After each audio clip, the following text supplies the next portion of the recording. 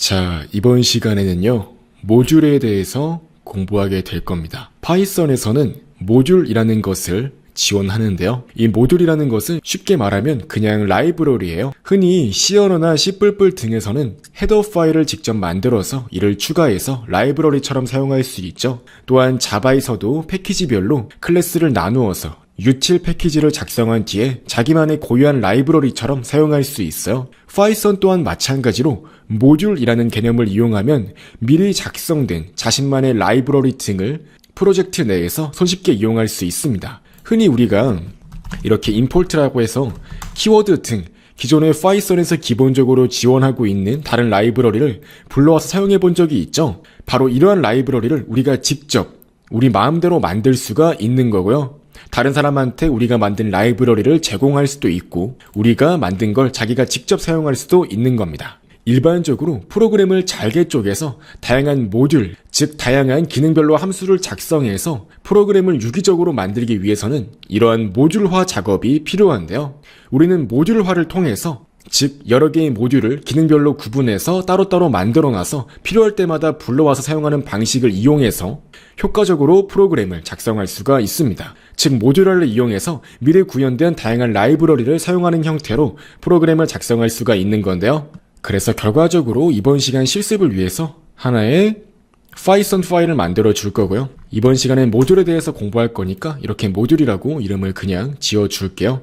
모듈이라고 하는 것은 미리 작성된 함수 코드를 모아놓은 파이썬 파일이라고 할 수 있어요. 말 그대로 다양한 함수를 미리 작성해 놓고 필요할 때마다 사용하겠다는 거죠. 우리는 직접 모듈을 개발할 수도 있고 파이썬 개발 환경이 기본적으로 제공하고 있는 이러한 키워드와 같은 이전 시간에 실습해 보았던 이러한 라이브러리를 필요에 따라서 사용할 수 있습니다. 실제로 가장 많이 사용되는 모듈 중 하나인 매스 라이브러리를 사용해 보도록 할게요. 이 매스 같은 경우는 다양한 수학적 연산을 대신해 주는데요. 포어 같은 경우는 파워의 약자로서 이렇게 실행을 해보시면은 제곱된 결과가 출력되는 걸 확인할 수 있어요. 즉 3의 8제곱이 6561이기 때문에 이렇게 출력되는 거고요.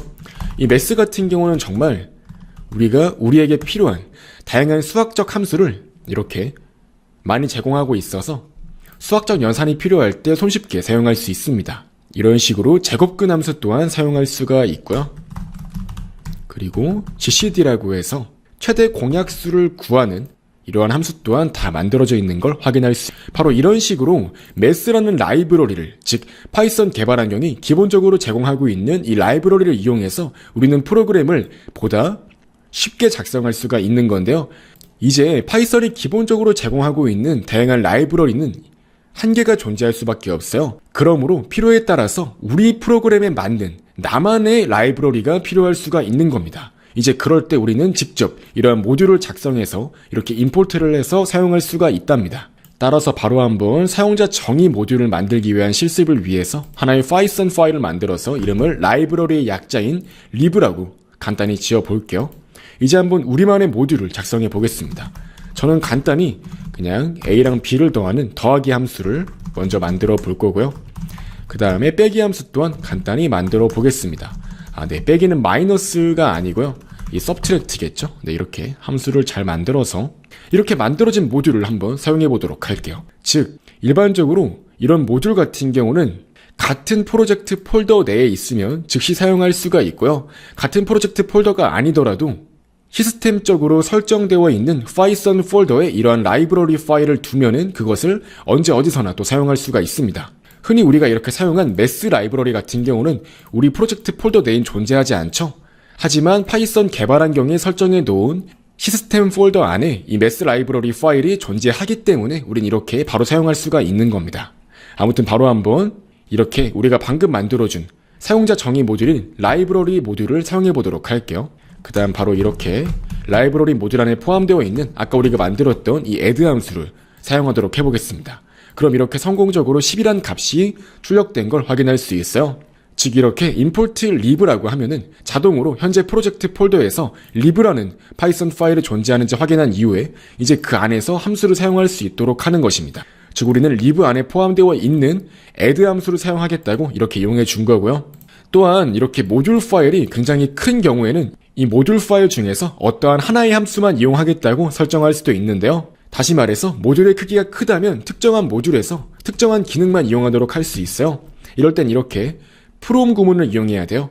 from lib라고 해서 이 lib 파일 안에 있는 add 함수를 사용하겠다고 이렇게 쓸 수 있습니다. 이제 이 경우에는 그냥 바로 add 함수를 사용할 수가 있는 거고요. 실행 결과 아까 전과 동일하게 10이라는 값이 출력되는 걸 확인할 수 있습니다. 또한 모듈 파일의 이름이 지나치게 길거나 할 수 있어요. 그럴 때는 이제 이 프로그램 내에서 해당 모듈을 짧게 간략하게 사용하겠다고 해서 as라는 키워드를 사용할 수 있는데요. 이렇게 import lib라고 해서 as t라고 적어주시면 이제 t라는 이름으로 해당 모듈을 사용할 수가 있습니다.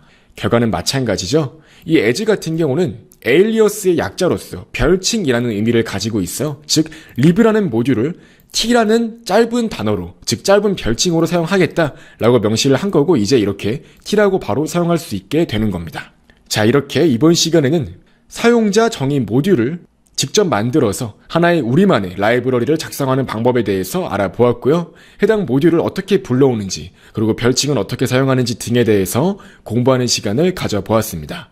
다음 시간에는 파이썬의 딕셔너리에 대해서 공부하는 시간을 가져보도록 할게요.